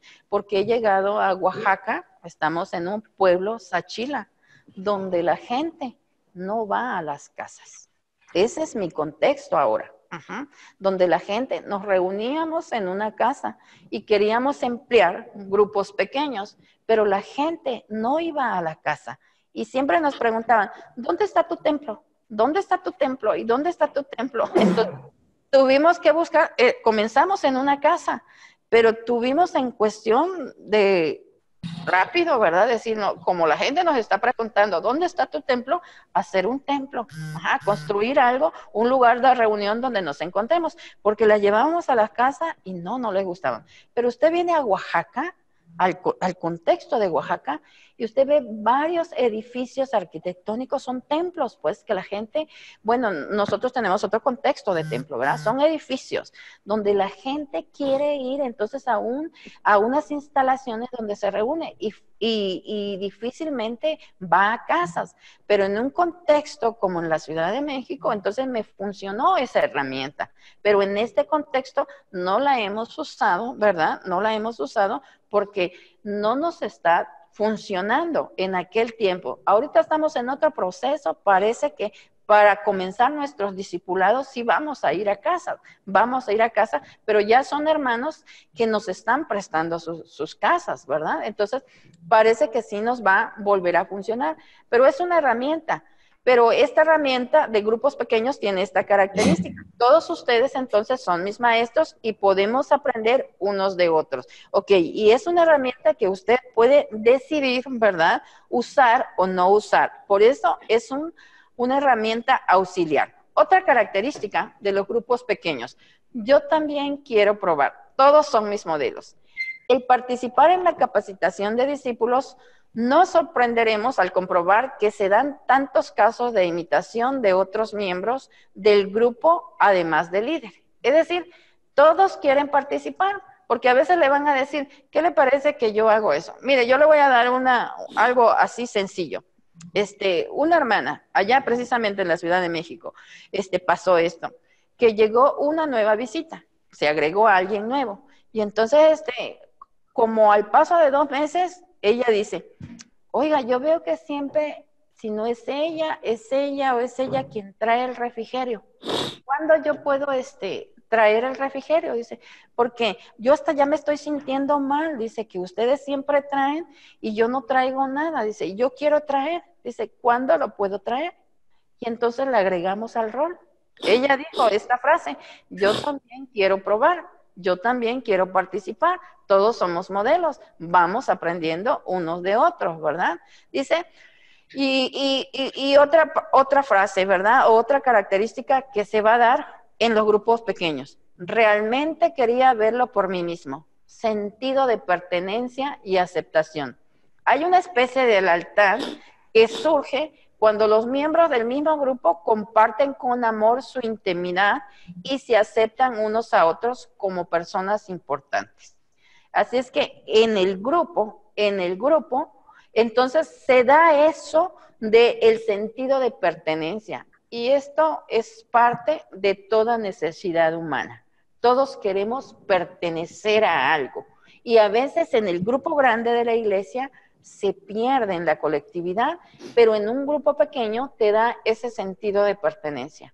Y yo cuando veo esto de sentido de pertenencia y aceptación, mi mente pone la fotografía de Juan acostado o recostado a lo mejor en el hombro de nuestro Señor Jesucristo. Y cuando Juan está escribiendo, el discípulo amado, él se sentía amado, se sentía aceptado por nuestro Señor, por ese grupo, por ese grupo. Y ya les dije la vez pasada, a una persona que amas, a una persona que está comprometida contigo, a una persona que te acepta, le vas a encargar a tus seres queridos y le encargas a tus hijos y le encargas, si vas a salir, le encargas acá a tu mascota y a todas las cosas que tú amas. Y el Señor Jesús le encargó a Juan a su mamá.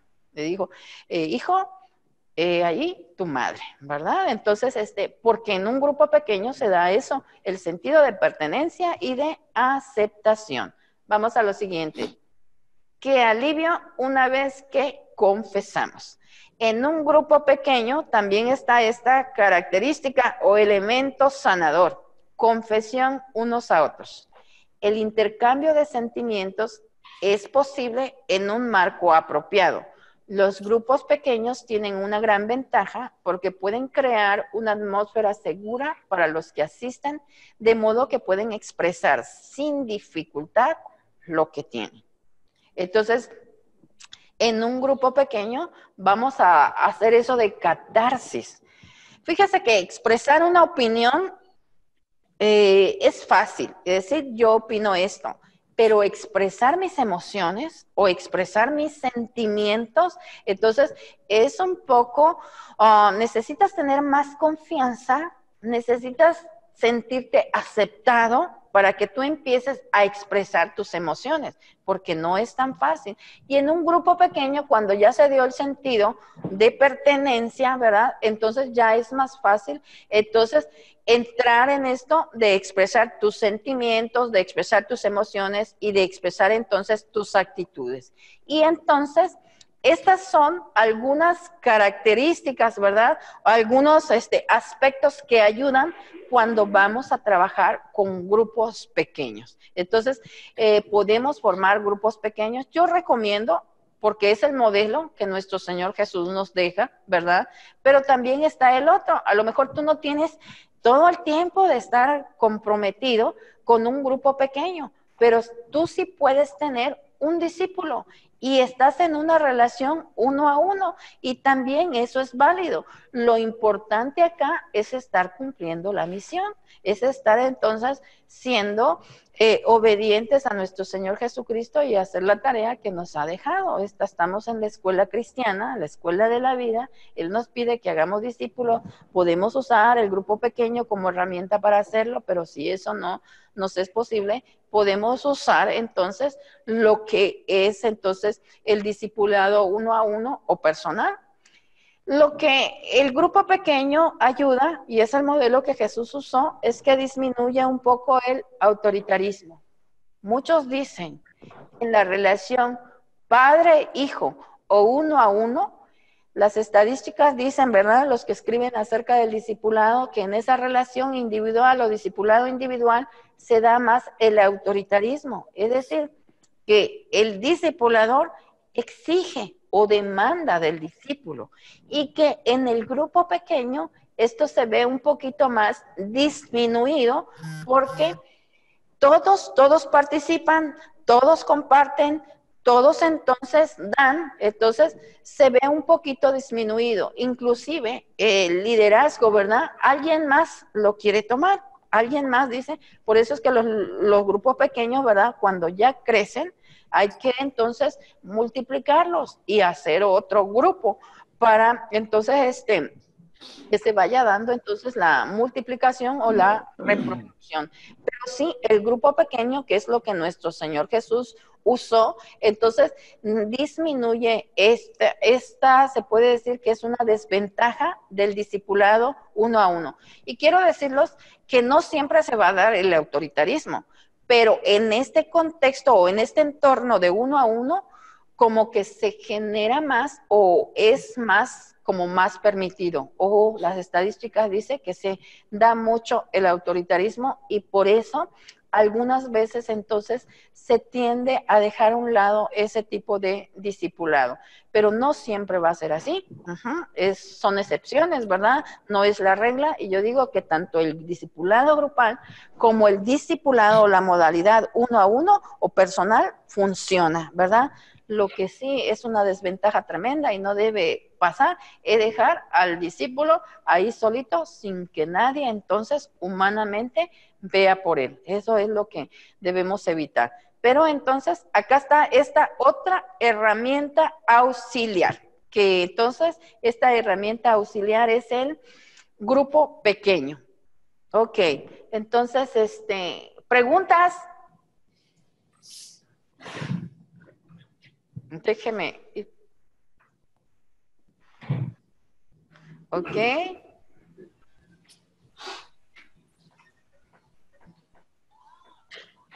¿Alguna pregunta? No, está claro. ¿Todo bien? ¿Todo bien? Ok, estamos claros con eso. Son herramientas. Son herramientas, ustedes deciden cuándo, cómo, entonces usarlas, ¿verdad? Entonces, el método inductivo, en estos minutos que me quedan, quiero ir al método inductivo, ¿verdad? Para entonces,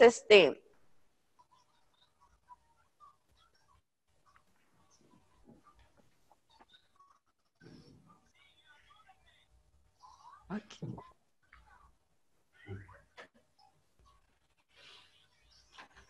Mira, necesitamos mis tareas del libro, porque te faltan la 4 y la 12, no sé. Ok, entonces, usando el método inductivo, el método inductivo es otra herramienta que tenemos los discipuladores, ¿verdad? Cuando no tenemos materiales, pero tenemos la Biblia. Este método inductivo sirve para entonces estudiar la Biblia con mis discípulos.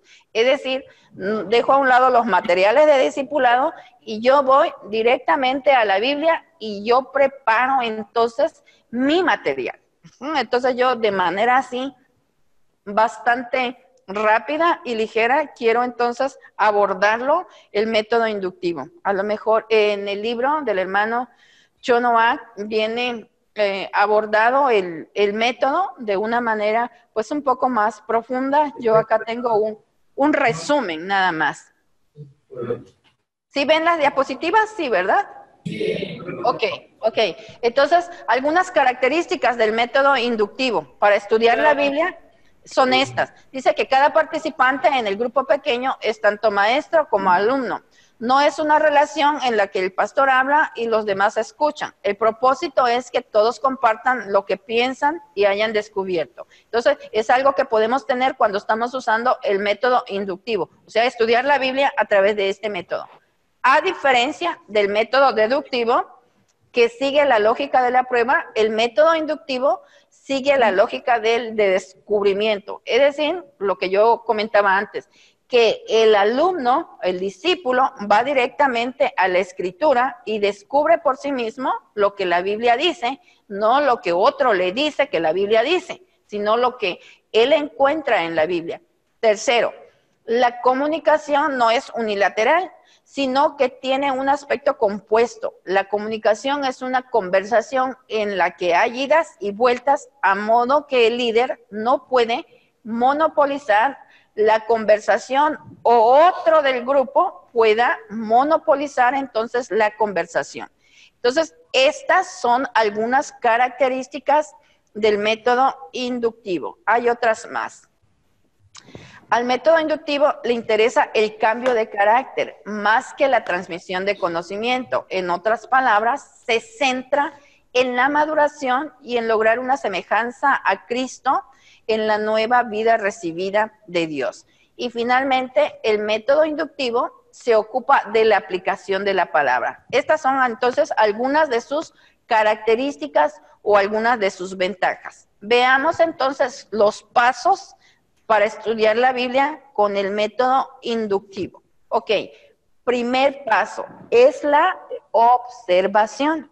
Usted toma un pasaje de la Escritura y lo empieza a observar.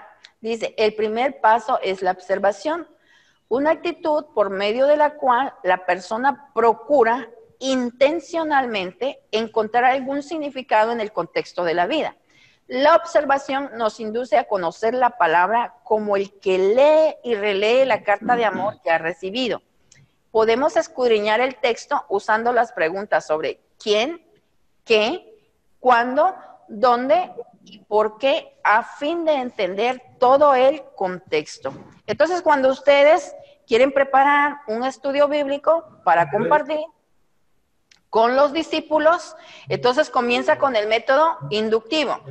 Y la primera pregunta es, ¿qué dice la Biblia? Observa el material, observa las palabras, observa entonces si ya llevaron algunas de esas reglas para figuras literarias, como es si hay alguna metáfora, si hay algún símil, si hay alguna hipérbole. Observa todo lo que el texto dice, lo lee y lo relee. Dice un hermano que fue el que me dio algunas materias de Biblia, ¿verdad? Y me dice, hay que leerlo por lo menos unas 50 veces para hacer una lección o para hacer un estudio bíblico. Entonces usted lo empieza a observar. ¿Qué dice? ¿Qué dice? ¿Qué dice? Va observando todo lo que ahí encuentra y es nada más sentido de observación. Entonces, si quiere hacer algunas anotaciones o como dice acá, los 7 soldaditos, son las preguntas. ¿Quién? ¿Qué? ¿Cuándo? ¿Cómo? ¿Dónde? ¿Y por qué? Por ejemplo, cuando pregunta ¿quién? Se refiere a personas. ¿Qué? A la naturaleza de las cosas. ¿Cuándo? Cronos, tiempo. ¿Dónde? Lugar. ¿Cómo? Metodología. ¿Y por qué? Entonces, los objetivos o las causas, ¿verdad? O entender los motivos, las razones, las circunstancias del contexto. Entonces, estas preguntitas que uno hace son bien, nos ayudan mucho.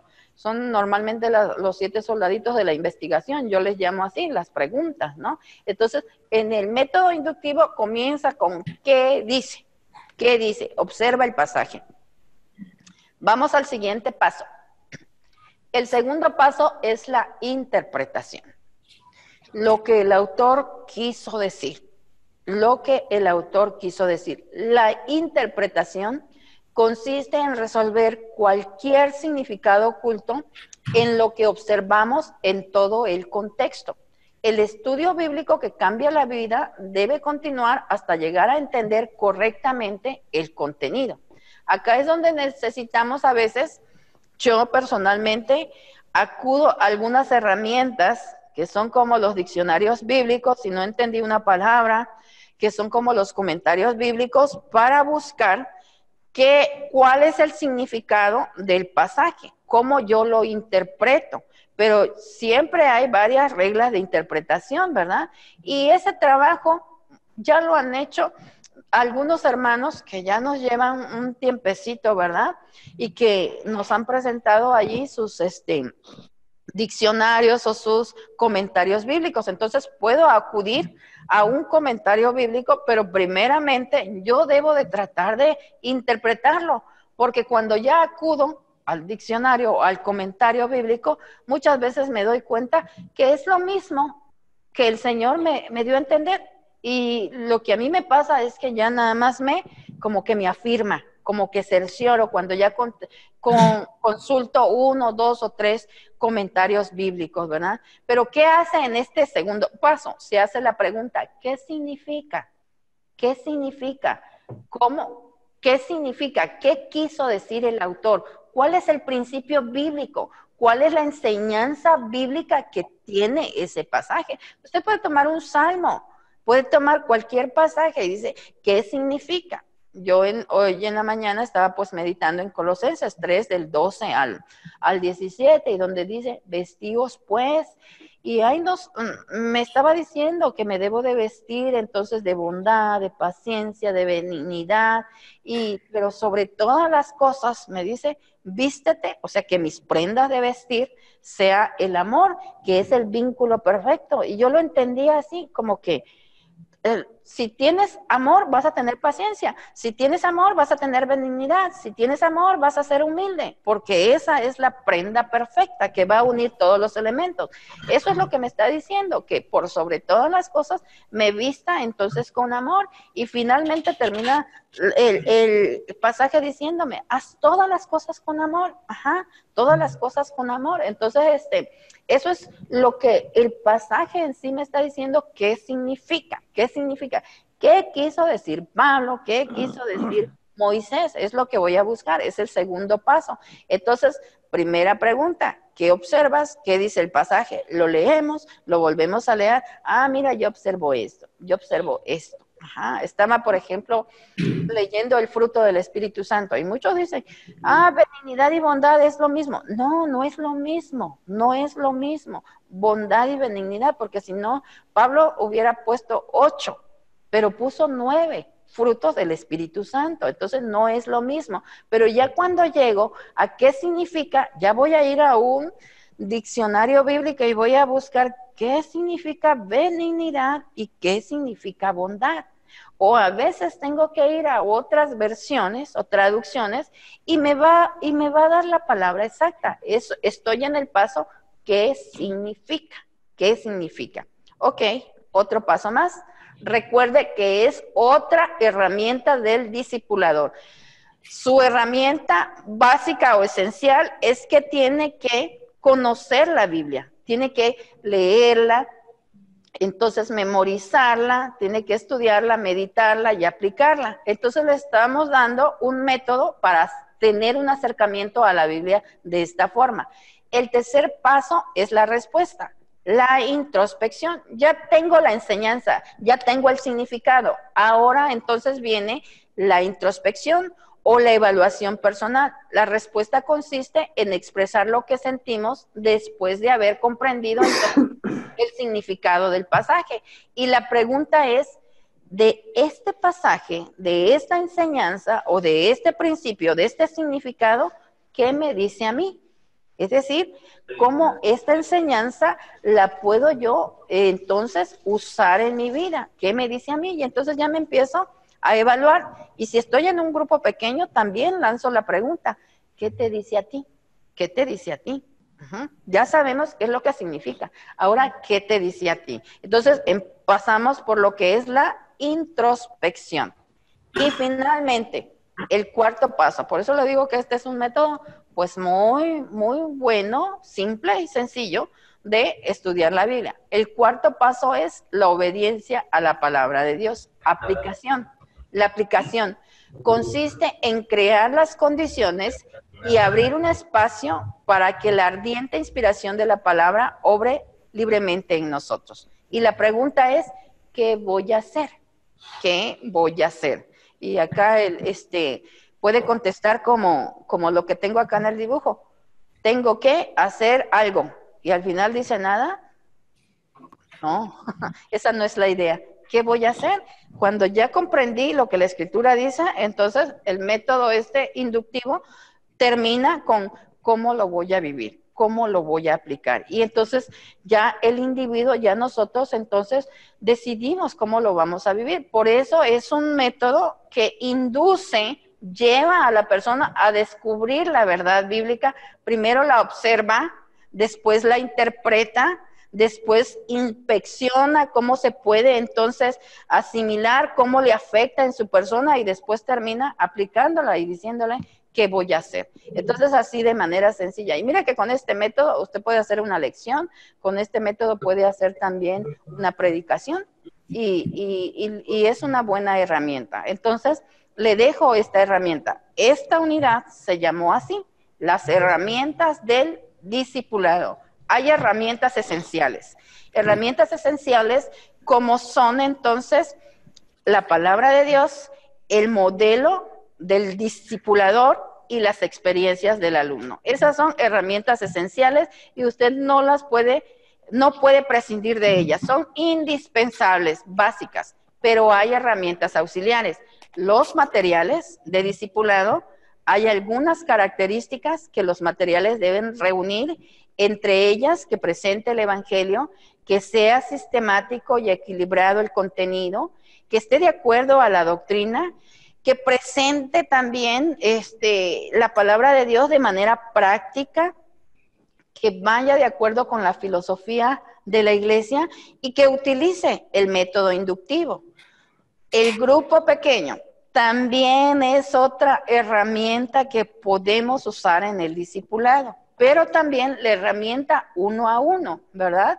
Y entonces el método inductivo es también otra herramienta. Son herramientas auxiliares y dependen del contexto, ¿verdad? En donde esté entonces sirviendo para hacer uso de estas herramientas, ¿verdad? Entonces, creo que estamos ya en tiempo. No sé si tenemos alguna pregunta, pero parece que ya estamos en el tiempo, ¿verdad?